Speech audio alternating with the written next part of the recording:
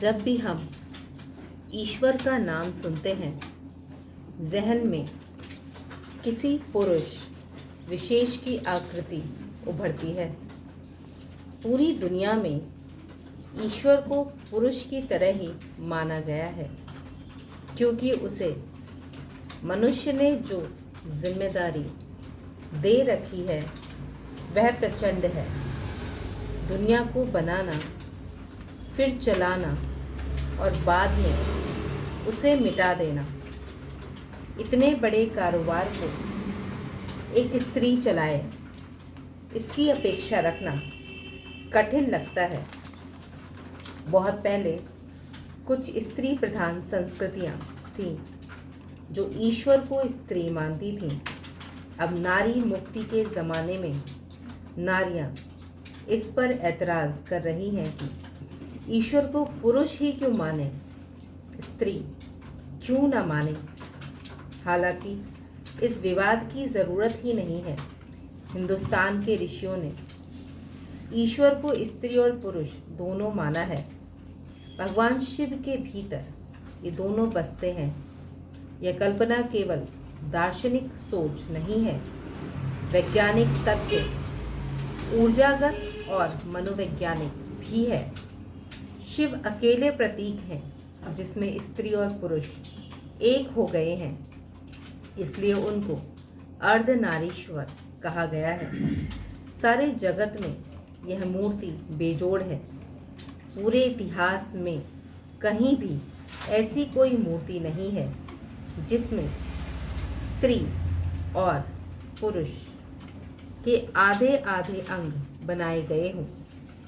ईश्वर को स्त्री या पुरुष मानना ये सामाजिक दुर्घटनाएं हैं।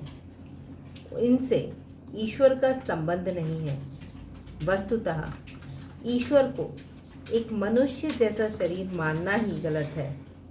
उसी से सारी समस्याएं शुरू होती हैं। ओशो ने इस पर चर्चा की है।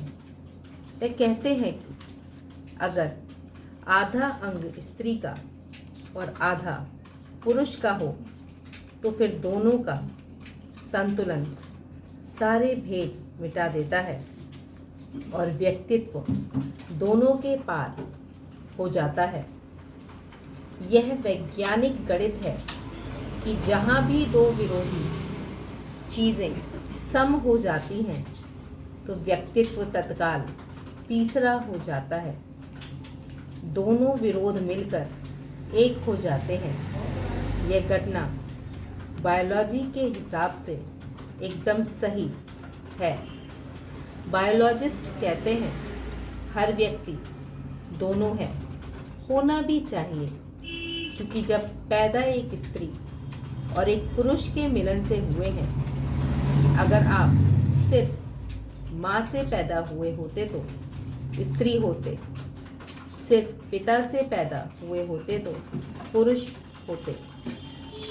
चूँकि आपसे 50% आपके पिता और 50% आपकी माँ मौजूद है, आप ना तो पुरुष हो सकते हैं ना स्त्री हो सकते हैं। आप अर्धनारीश्वर हैं। बायोलॉजी ने जो अब खोजा है इधर 50 वर्षों में, लेकिन हमने अर्धनारीश्वर की प्रतिमा में आज से कम 50,000 साल पहले इस धारणा को स्थापित कर दिया, योगी के अनुभव के आधार पर। क्योंकि जब योगी भीतर लीन होता है तब वह पाता है कि मैं दोनों हूँ, प्रकृति भी और पुरुष भी। मुझ में दोनों मिल रहे हैं। मेरा पुरुष मेरी प्रकृति में लीन हो रहा है, मेरी प्रकृति मेरे पुरुष से मिल रही है। लेकिन ध्यान रहे, शिव की पूजा करने से यह अनुभव नहीं होगा। शिवत्व को जीने से आप इसे अनुभव कर पाएंगे।